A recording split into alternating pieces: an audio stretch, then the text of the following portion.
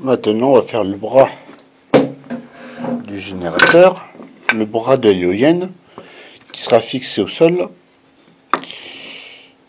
On va fabriquer cette pièce. Pour fabriquer cette pièce, on va prendre du bois très dur, 2 cm, contreplaqué. Il va falloir perforer un trou à l'intérieur, mettre une tige filetée pour pouvoir faire coulisser cette deuxième pièce. Pour ça, on va prendre le diamètre. À partir d'ici, juste 0,5 mm au bord d'attaque, pas plus loin, pas plus près. Et on va prendre la même distance de l'autre côté. On va découper, découper, découper, découper, découper. Et on va faire un bras articulé.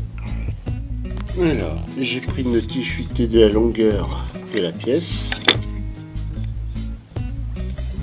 Voilà. J'ai calculé, on va aller voir, 35 mm à droite, 35 mm à gauche. Au centre, je vais faire un trou de diamètre 8. Le diamètre de la tige filetée, voire un petit peu plus petit, pour pouvoir le rentrer en force. Ici, je vais le découper au trait, comme ça. Pour calculer la longueur de la tige, c'est simple. Il faut que ça soit assez rentré dans le bois, que ça puisse pas bouger. Il faudra calculer la longueur de la tige qui dépassera de la pièce de rotation. Alors on va mettre la tige de rotation, on va dépasser ici de 1 cm.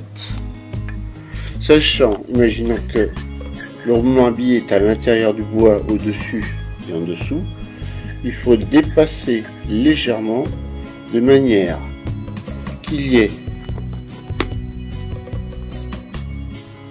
un écrou entre les deux pièces. Ici, un écrou bloquant qui laissera passer 2 mm la tige filetée. Cet écrou devrait être posé sur le roulement à billes et au-dessus on aura vraiment 2 mm pour pouvoir faire le contact avec le positif. C'est-à-dire que on va mettre l'écrou ici et l'écrou bloquant ici à 2 mm. Donc ici il y a à peu près 1 cm de trou. On va le réduire, on va le faire à peu près ici. Après, on calculera la longueur. Ouais, cette tige filetée elle a l'air pas mal. Donc il n'y a plus qu'à trouver un écrou bloquant. Alors, ici on voit un écrou, une rondelle à l'intérieur qu'on mettra plus tard. Ici un écrou bloquant. L'écrou bloquant, c'est une petite pièce comme un écrou, simplement il y a un petit caoutchouc à l'intérieur qui permet de bien s'accrocher à la tige filetée. Ici on laisse passer 2 mm ou 3 mm au-dessus. Il faudra que ça touche le roulement à billes. Celui-ci sera fixé sur un support qu'on aura percé juste à la limite de l'écrou. Là-dedans, il n'y a pas de roulement à billes. Ça sera collé et fixé. Si on aura besoin plus tard de le démonter, il faudra démonter l'écrou bloquant, la rondelle, l'écrou bloquant, et on pourra retirer.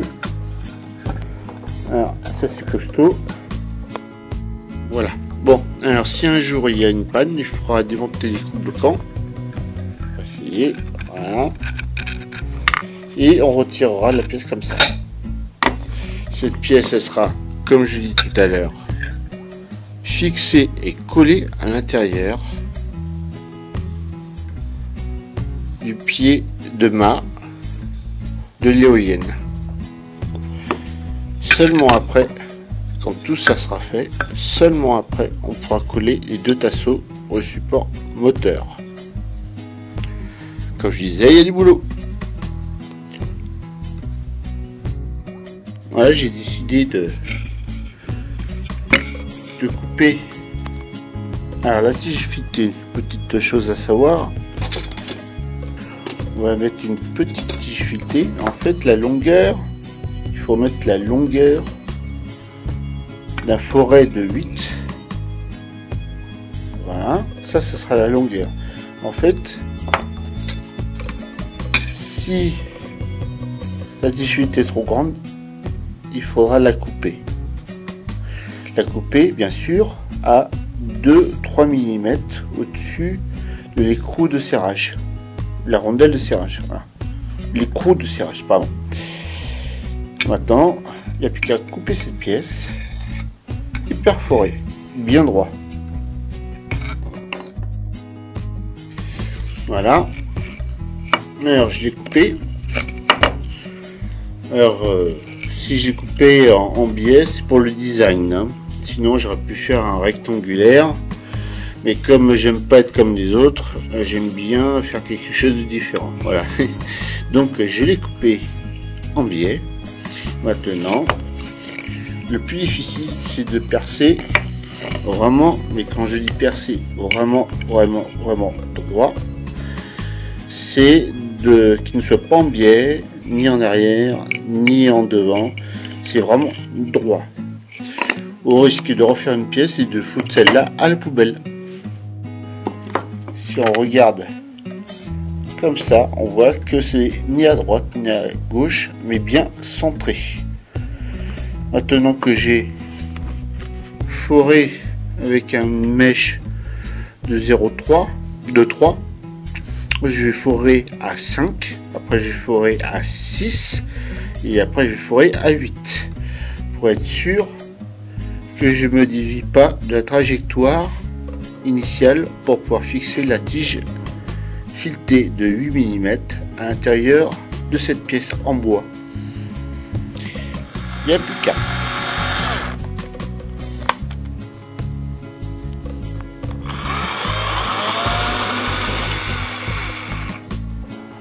C'était foré à 8. Maintenant, on va voir si la tige rentre à l'intérieur. Elle rentre. Donc, il va falloir la visser et la couler. Cette pièce va venir comme ça. Et la deuxième pièce, elle va venir au-dessus.